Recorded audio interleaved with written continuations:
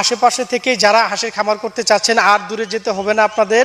আমাদের এই আশুলিয়া থেকে আপনারা নিতে পারতেছেন আপনাদের কাঙ্ক্ষিত হাঁস এবং হাঁসের বাচ্চা। আর যদি কেউ পেরেন্টস চান সেটাও এখান থেকে পসিবল, এখান থেকে আপনারা নিতে পারবেন। তাই সবাইকে আমন্ত্রণ আমাদের ফার্মটা ভিজিট করা এবং আমাদের এখান থেকে বাচ্চা কালেক্ট করা।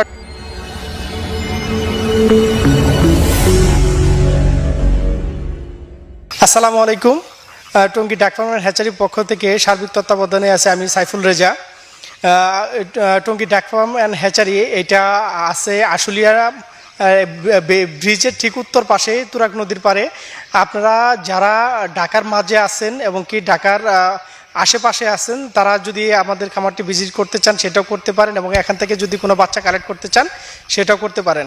আমরা আসলে মূলত এখানে কথা বলতে আসছি আজকে। অনেকেই আমাদের প্রথম যখন ভিডিও প্রকাশ হয় ওদের অনেকেই বলছে যে আসলে এখানে প্যারেন্টস আসে কিনা, প্যারেন্টসগুলো আসলে বেজিং কিনা, এই সকল নিয়ে বেশ কিছু কথা হয়। সেই জন্য আমাদের একটু মনে করলাম যে আপনারা শুধু ভিডিও দেখে না শুনে না বুঝে না দেখেই একটা কমেন্টস করে বসেন, পাশাপাশি আবার ফোন দিয়েও একটু এই সেই কথা বলা হয়। এখন দেখেন আজকে আমরা আমাদের খামারে মোটামুটি আমাদের প্যারেন্টস থেকে শুরু করে আমাদের এই প্যারেন্টস থেকে যে সকল বাচ্চা আসছে এই সকল বাচ্চাগুলো নিয়েও আমরা এখানে আজকে এই ভিডিওটা দেওয়া। কারণ এখানে আপনারা যারা অনেক দূরে থেকে আমাদেরকে ভুল বুঝে এরকম কথাবার্তা বলেন তাদের জন্য আমাদেরকে এই ভিডিওটা দেওয়ার জন্য আপনারা দেখেন। এখন আমরা আমাদের এই দুপুরের সময় হাঁসগুলা ছিল মাঠে ছিল, ভিডিও করার সুবাদে এখানে আমরা নিয়ে আসছি। আমাদের এখানে প্যারেন্টস আছে প্লাস 2.5 মাসের কিছু বাচ্চা আছে, 2 মাসের 1.5 মাসের কিছু বাচ্চা আছে। এগুলাকে আমরা একত্রিত করে এখানে রাখছি।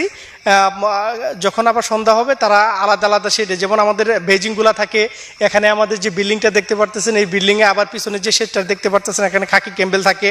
পাশে আরেকটা শেডের ব্যবস্থা করা হয়েছে, সেখানে 2.5 মাস থেকে শুরু করে এই যে বাচ্চাগুলা থাকে এখানে। আমরা আপনারা যদি চান আমাদের এইটা ভিজিট করার জন্য আপনারা অবশ্যই আমন্ত্রিত, আমাদের এখানে আসবেন, ফোন দিয়ে আসবেন। আমাদের এখানে এসে 1-2 দিন থাকারও ব্যবস্থা আছে, যদি কেউ থেকে একটু বাচ্চা নিতে চান সেটাও নিতে পারবেন। আমরা এই প্যারেন্টসগুলা থেকে আমরা মূলত বাচ্চা কালেক্ট করতেছি।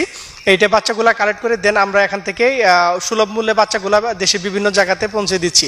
আর যেহেতু আমাদের ফার্মটা ঢাকার একদম পাশে, আপনারা ঢাকার আশেপাশে যে সকল থানা আছে অথবা ডিস্ট্রিক্ট আছে, আপনারা যদি দূর দূরান্ত থাকে না নিয়ে এসে সরাসরি আমাদের এখানে লোকেশনটাও খুবই কাছাকাছি। ঢাকার আশেপাশে যে সকল খামারিরা আপনারা বাচ্চা নিতে চাচ্ছেন তারা এখানে খামারটা ভিজিট করেন, ভিজিট করে দেন আপনারা এখান থেকে আমাদের এই বাচ্চাগুলো নিয়ে যান।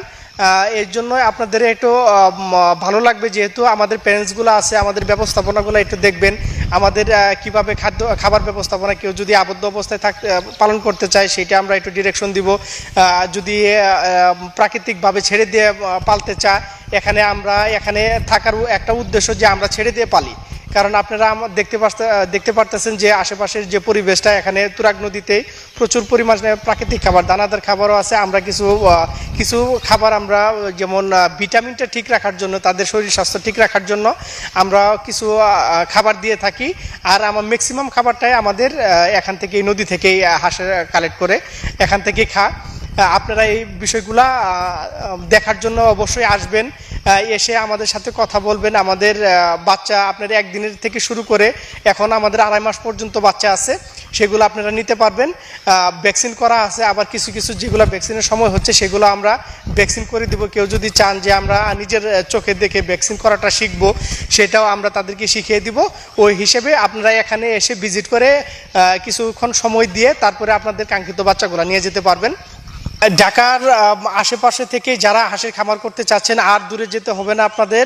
আমাদের এই আশুলিয়া থেকে আপনারা নিতে পারতেছেন আপনাদের কাঙ্ক্ষিত হাঁস এবং হাঁসের বাচ্চা। আর যদি কেউ প্যারেন্টস চান সেটাও এখান থেকে পসিবল, এখান থেকে আপনারা নিতে পারবেন।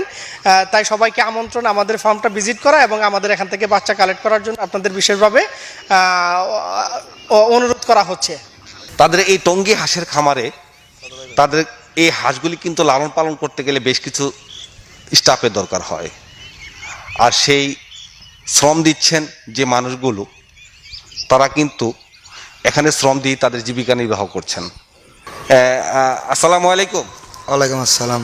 আপনারা এই বর্তমানে 4 জন আছেন, এখন যে হাঁসগুলো আছে সেই হাঁসগুলিকে আমরা 4 জনে কন্ট্রোল করতে পারেন? না 4 জনে পারি না, আর 2 জন লোক আসতেছে, 4 জনে জুলুম হয়ে যায়। অনেকটি হাঁস আচ্ছা, তো আপনারা এখানে এখানে আপনারা এই 4 জন লোক আপনারা কতদিন যাবত আছেন এখানে? আমরা 1 বছর ধরে আছি। 1 বছর যাবত জি, আছেন? 1 বছর ধরে। তো এখানে যে খামারে আছেন সেই খামারের যে মালিক উনি কি আপনাদেরকে বেতন কি প্রতি মাসে একটা মাসে দিয়ে দেন?